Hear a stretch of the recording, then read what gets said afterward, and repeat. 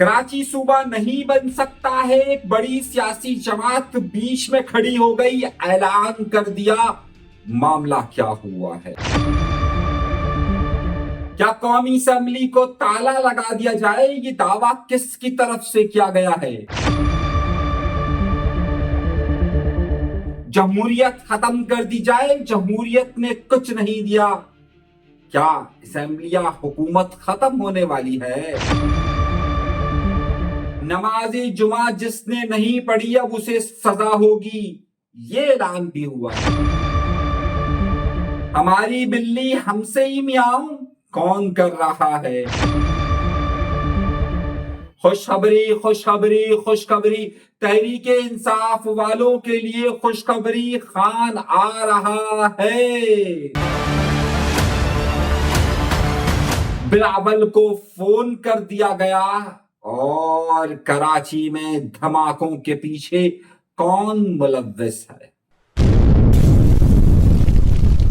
कराची सूबा बनने की या जनूबी सिंध सूबा बनने की शदीद मुखालफत कर दी गई है। यह मुखालफत किसकी तरफ से की गई है? और वाज़े पैगाम दे दिया गया है कि मरसू मरसू पर सिंध नड़ेसू। इसका मतलब यह है कि ये फार्मूला कहां आकर नाकाम हो रहा है। क्या ये फार्मूला अपने ही इब्तदाई मरहले में नाकाम हो चुका है? एक अहम रिपोर्ट आपके सामने पेश करने वाला हूं, लेकिन इन सब तहलका अंगेज खबरों के लिए हमेशा आपसे दरख्वास्त करता हूं कि अगर आपने चैनल सब्सक्राइब नहीं किया तो सब्सक्राइब जरूर कीजिए। डरिए मत, कोई लापता नहीं करेगा, मंजिलों के करीब हैं हम। 1 लाख सब्सक्राइबर हमारा टारगेट है और मैं जानता हूं कि आप जितनी मुझसे मोहब्बत करते हैं, ये लाख टारगेट कुछ भी नहीं है, हम 1 मिलियन तक जाएंगे। आइए गुफ्तगू के सिलसिले का आगाज करते हैं अपने परवरदिगार के शुक्र से। सबसे पहली और अहम बात, कराची शहर में जहां बरसात ने तबाही मचाई हुई थी, जहां पर नदी नाले पता नहीं क्या कुछ गटरे सब कुछ भरा हुआ था, वहीं पर एक अफसोसनाक सानिया पेश आया और कराची की MA जिना रोड सबसे मसरूफ तरीन शाहरा पर एकदम धमाका हुआ। ये धमाका किस वजह से हुआ और इस धमाके के असबाब क्या थे, इसके पीछे कौन कौन से बड़े नाम मुलव्विस हैं, एक बड़ा अहम वीलॉग मैं जल्द करने वाला हूं। इसके बाद जो वीलॉग आएगा उसे तफसील से देखिएगा। बड़ी हमने मुश्किल से तहकीकात की है, तमाम डिपार्टमेंट से बात की है कि आखिर एक्सप्लोजिव डिपार्टमेंट ने इस सारे मामलात में क्या किरदार अदा किया है, इसमें CTD का क्या किरदार है और इसमें कितनी रिश्वत जाती है। तमाम की तमाम डिटेल्स हम आपको अगले प्रोग्राम के अंदर देंगे, वो प्रोग्राम जरूर देखिएगा। मगर अब इससे पहले कि आज गुफ्तगू के सिलसिले का आगाज करूं, आज जब मैं प्रोग्राम रिकॉर्ड कर रहा हूं, आज 22 अगस्त है, वो 22 अगस्त जब सिंध की दूसरी बड़ी पार्टी MQM तकसीम का शिकार हुई। लेकिन अब इन दिनों के अंदर क्या हुआ?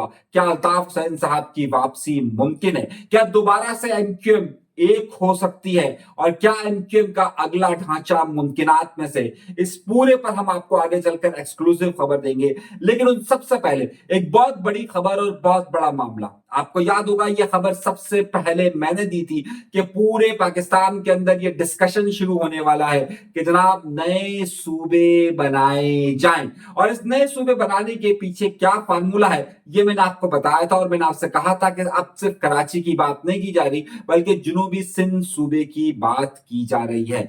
मगर इस तमाम मरहले पर जहां मुख्तलिफ सियासी जमातें मुख्तलिफ मौक़िफ़ रखती हैं, पाकिस्तान पीपल्स पार्टी के ने इसकी शदीद मुखालफत कर दी है। उनका कहना यह है कि अगर आपको पंजाब में सूबे बनाने हैं तो आप बनाइए, आपको KPK के अंदर सूबे बनाने हैं आप बनाइए, बलूचिस्तान के अंदर सूबा बनाना है बनाइए, लेकिन सिंध के अंदर सूबा नहीं बन सकता। ये पाकिस्तान पीपल्स पार्टी कह रही है। अब ये पाकिस्तान पीपल्स पार्टी क्यों कह रही है, जरा सुनिएगा। कल हामिद मीर के प्रोग्राम में फैसल वावडा मौजूद थे, वहां पर तहरीक इंसाफ के रहनुमा शफकत साहब मौजूद थे और सईद गनी साहब जो कि कराची के सदर और सूबाई वजीर बल्दियात हैं। वहां पर फैसल वावडा ने कहा कि भाई सूबे बिल्कुल बनने चाहिए, शफकत साहब ने कहा सूबे बिल्कुल बनने चाहिए, सईद गनी साहब ने फौरन कह दिया सब जगह सूबे बनने चाहिए लेकिन सिंध में सूबा नहीं बनना चाहिए। अब आइन में दर्ज क्या है? आइन में दर्ज ये है कि अगर किसी जगह पर कोई सूबा बनना है, तो अगर मिसाल के तौर पर सिंध के अंदर सूबा बनना है, तो यहाँ की सूबाई असेंबली 2/3 अक्सरियत से ये मंजूर करेगी कि जनाब यहाँ पर सूबा बनना चाहिए, और इसके बाद ये कौमी असेंबली के अंदर जाएगा, जहां कौमी असेंबली के अंदर ये बिल पास होगा और उसके बाद सूबा बनेगा। आज तक सिंध असेंबली के अंदर किसी जमात ने भी ये करारदाद पेश नहीं की है कि सिंध में सूबे बनने चाहिए। एमक्यूएम इस मामले में मुकम्मल तौर पर खामोश नजर आती है। एमक्यूएम सूबे का मुतालबा करते हुए कभी कभार प्रेस कॉन्फ्रेंस में नजर आती है, लेकिन दर हकीकत वो खुलकर कभी भी सिंध में सूबा बनने की हिमायत नहीं कर रही है। ना ही उन्होंने आज तक सूबाई असेंबली के अंदर कभी भी एक करारदाद पेश की है कि जनाब सिंध के अंदर सूबा बनना चाहिए। ये एक अलग बात है कि उनके पास 2/3 अक्सरियत मौजूद नहीं है। एमक्यूएम के रहनुमाओं से जब हम गुफ्तगू करते हैं तो ये फरमा देते हैं कि जनाब हमारे पास तो 2/3 अक्सरियत है ही नहीं, तो इसलिए हम सिंध असेंबली के अंदर ये करारदाद कैसे पेश कर सकते हैं, हमें मालूम है करारदाद नहीं होगी। जनाब बहुत सारी करारदादें ऐसी होती है कि जिन्हें पास नहीं होना होता और जिसे हुकूमती बेंच मंजूर नहीं होने देता, लेकिन उसके बावजूद भी अपोजिशन कुछ ना कुछ करारदादें पेश करती है, लेकिन यहां पर कोई भी करारदाद पेश नहीं हुई। तो अब पाकिस्तान कम्युनिस्ट पार्टी डंके की चोट पर यह कह रही है कि जनाब क्या कहते हैं, सही है, मरसू मरसू पर सिंध ना डेसो। अच्छा, सिंध देने की बात कौन कर रहा है, लेकिन इंतजामी बुनियाद पर अगर आपने कश्मीर को डिस्ट्रिक्ट बनाया हुआ है, आपने सजावल को डिस्ट्रिक्ट बनाया, आपने कराची में 60 डिस्ट्रिक्ट कर दिए, तो इसके लिए आपको क्या जरूरत है कि जनाब आपको एक इंतजामी यूनिट ही अलग करना है ना। उसमें कोई ऐसा तो नहीं हो रहा कि सिंध का एक पार्ट पूरा निकाल कर कोई लेकर जा रहा है बांग्लादेश के अंदर और वहां पर वो पार्ट बना रहा है। नहीं जी, हमारे यहाँ पर मसला ये है कि सिंध के अंदर अगर आप ये देखिए कि सिंध में सिंधु देश के नारे लगते हैं, पाकिस्तान के मुखालफत में नारे लगते हैं, उन सब की इजाजत है, लेकिन अगर ये कहा जाए कि इंतजामी बुनियाद पर सिंध को बेहतर किया जाए और सिंध को ज्यादा इंतजामी तौर पर पावरफुल किया जाए, तो उसकी मुखालफत हो जाती है। यानी अगर पाकिस्तान के आला हुक्काम को ये बात सोचनी चाहिए कि ये साइकी क्या है कि जनाब अगर आप यहां पर पाकिस्तान के खिलाफ नारे लगाते हैं, ये सिंध के तमाम डिस्ट्रिक्ट्स के अंदर होता है, आपको वाज़ेह तौर पर नारे मिलते हैं। अगर आप आज की तारीख को देख लीजिए, 22 अगस्त का दिन है आज, और 22 अगस्त सन 2016 को, आज से 9 साल पहले जो कुछ भी एमक्यूएम के साथ वाकयात रोनुमा हुए, मैं ये समझता हूं कि वो सिर्फ नारे की बुनियाद पे नहीं थे, बल्कि उससे पहले ही एमक्यूएम के खिलाफ -1 फार्मूला तय हो गया था।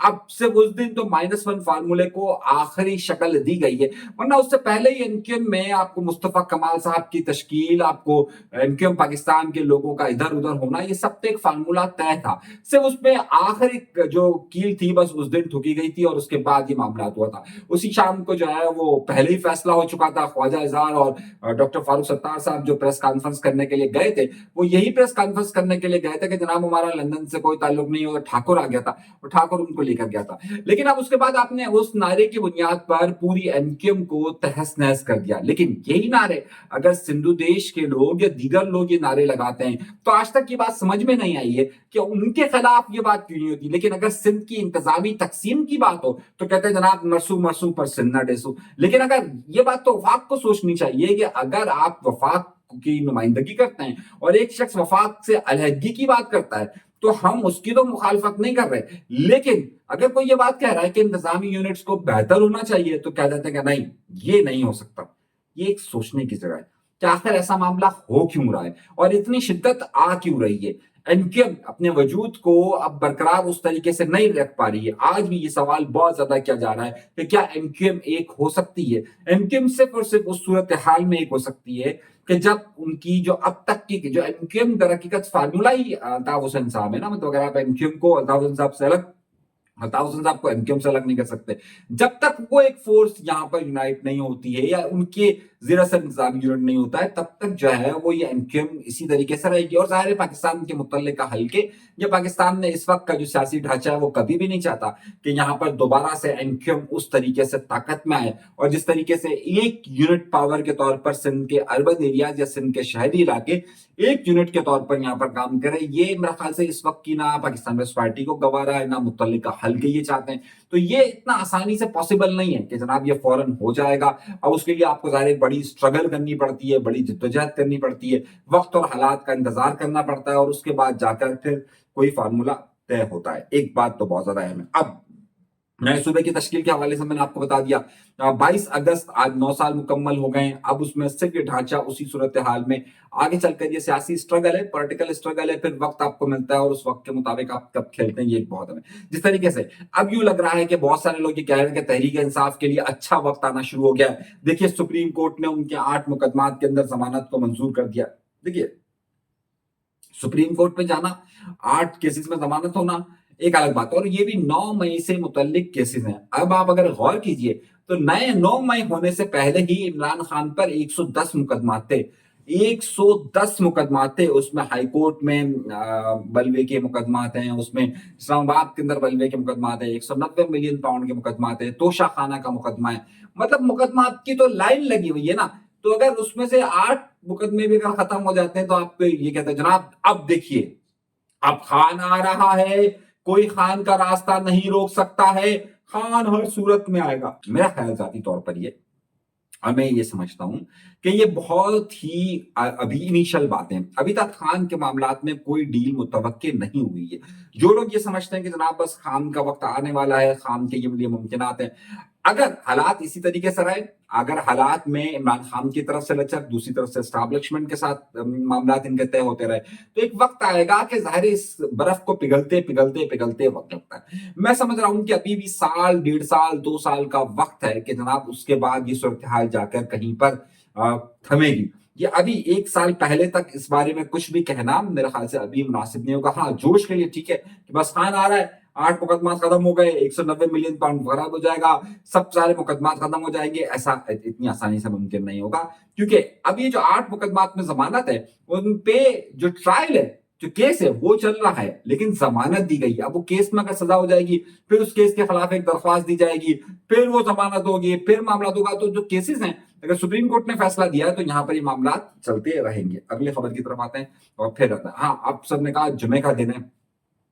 تو جناب ملیشیا وہ ملک ہے کہ جس میں یہ پابندی عائد کی گئی ہے کہ جمعے کی نماز کے وقت تمام مردوں کو مسجد میں ہونا ضروری ہے.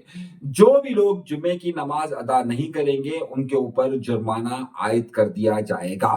اچھا یہ سلسلہ ایک زمانے میں سعودی عرب کے اندر بھی تھا, لیکن اب جو ہے وہ ملیشیا یہ دوسرا ملک ہے کہ جس میں اس طرح کی انسٹرکشنز دی گئی ہیں کہ باقاعدہ حکومتی سطح پر یہ انسٹرکشنز دی گئی ہیں کہ نماز جمعہ میں جو ادا نہیں کریں گے ان کے خلاف سخت جرمانے ہوں گے. اور باقاعدہ اس حوالے سے کہا گیا ہے کہ حکومت کو لوگ بتائیں کہ فلاں نے نماز جمعہ نہیں پڑھی ہے, فلاں نے نماز جمعہ نہیں پڑھی ہے, اور اگر وہ ثبوت نہیں دے سکا نماز جمعہ پڑھنے کے تو پھر اس کے خلاف سخت کارروائی بھی متوقع ہے. اچھا ایک اور بڑی بحث ہوئی ہے کہ اور کل فیصل واوڈا صاحب حامد میر صاحب کے شو میں موجود تھے, انہوں نے کہا جناب یہ تو جمہوریت نے یہاں پہ کچھ بھی نہیں کیا, آپ دیکھیے کہ کیا دیا ہے عام آدمی کو. تو اس میں تحریک انصاف کے رہنما شفقت صاحب موجود تھے, وہ کہتے تو کیا قومی اسمبلی کو تالے لگا دیں, قومی اسمبلی کو بند کر دیا جائے, جمہوریت کو ختم کر دیا جائے. تو کسی کے پاس جواب نہیں تھا, سب آئیں بائیں شائیں کر رہے تھے. تو ترقی کا صورتحال یہ لگ رہی ہے کہ فیصل واوڈا صاحب جتنی تیزی کے ساتھ یہ پروپیگیٹ کر رہے ہیں کہ جناب اس جمہوریت کے فائدے نہیں ہیں, اور اب آپ دیکھیے کہ ہر جگہ پر یہ ڈسکشن ہوتا ہوا نظر آ رہا ہے کہ یار یہ جمہوریت کا کوئی فائدہ نہیں ہے, جمہوریت کا کوئی فائدہ نہیں ہے, جمہوریت نے کیا دیا ہے, لوٹ مار, سیاست دانوں نے کیا کیا. اچھا یہ سلسلہ پاکستان بننے کے وقت سے جاری ہے. اگر 1947 اور 48 میں آپ دیکھیے تو 48 کے بعد سے لے کے 1956 تک جب تک ایوب خان کا ماشاء اللہ نہیں لگا, یہ پروپیگنڈا خاص طور پہ کیا جاتا تھا کہ یہاں تو ہر وقت وزیر اعظم بدلتا رہتا ہے, تمام لوگ کرپٹ ہے, تمام سیاستدان کرپٹ ہے, تمام لوگ کرپٹ ہے, اور اس کے بعد ماشاء اللہ ہو جاتا ہے. اس کے بعد ایوب خان کے ماشاء اللہ کے بعد ذوالفقار علی بھٹو آتا ہے, ذوالفقار علی بھٹو پر بھی اسی طریقے کے الزامات لگا کر کہا جاتا ہے کہ جناب یہ سب ختم کیا جائے, اور اس کے بعد ضیاء الحق کا ماشاء اللہ جاتا ہے. پھر نواز شریف اور بے نظیر صاحبہ کی حکومتیں رہتی ہے, پھر ان کو ختم کر کے مشرف صاحب آ جاتے ہیں. تو یہ پاکستان کے قیام سے لے کر آج تک یہی باتیں کہی جاتی تھی کہ جناب یہ لوگوں نے تو ہمیں کچھ بھی نہیں دیا. اچھا سیم تھاٹ پروسیس نا پاکستان بننے سے پہلے تھا, اور کہتا تھا دیکھیے انگریزوں نے تو ہمیں سب کچھ دیا ہے, ہمارے پاس تھا کیا, عام آدمی کو کوئی سہولت موجود نہیں تھی, بادشاہت یہاں پر ہوتی تھی, عام لوگوں کو کوئی سہولت نہیں دی تھی. انگریز ہے تو سب کچھ ہے, انگریز ہی نے تو آپ کے یہاں پر ریل کی پٹری بچھائی, انگریز نے آپ کو ترقی دی. یہ اس زمانے میں بھی ایک خاص سوچ کے لوگ یہ پروپیگیٹ کیا کرتے تھے. اچھا آج بھی اسی طرح کی سوچ پائی جاتی ہے, لیکن جمہوریت وہ واحد نظام حکومت ہے جس میں عوام کے پاس اختیار ہوتا ہے کہ عوام اپنی مرضی سے اپنی پسند کے لوگوں کو منتخب کر سکتی ہے۔ اس کے علاوہ کوئی نظام حکومت آج تک ایسا موجود نہیں ہے کہ جس میں یہ بات کہی جا سکے کہ عوام کی نمائندگی براہ راست ہوتی ہے۔ تو اسی لیے کہا جاتا ہے کہ جمہوریت کسی بھی شکل میں ہو وہ بہرحال آمریت سے زیادہ بہتر ہوتی ہے۔ مگر ایک خاص طبقہ اس حوالے سے آج کل بہت زیادہ پروپیگیٹ کر رہا ہے، اور مجھے ایسا لگ رہا ہے کہ یہ کیوں پروپیگیٹ کیا جا رہا ہے، یہ بڑے کوشچن مارکس ہیں، بہت سارے اس میں سوالیہ نشان ہیں۔ ابھی کے لیے اجازت دیجیے گا۔ اللہ تبارک و تعالیٰ آپ سب کو خوش و خرم رکھے، آباد رکھے، سلامت رکھے، قائم رکھے۔ اللہ نے کے بعد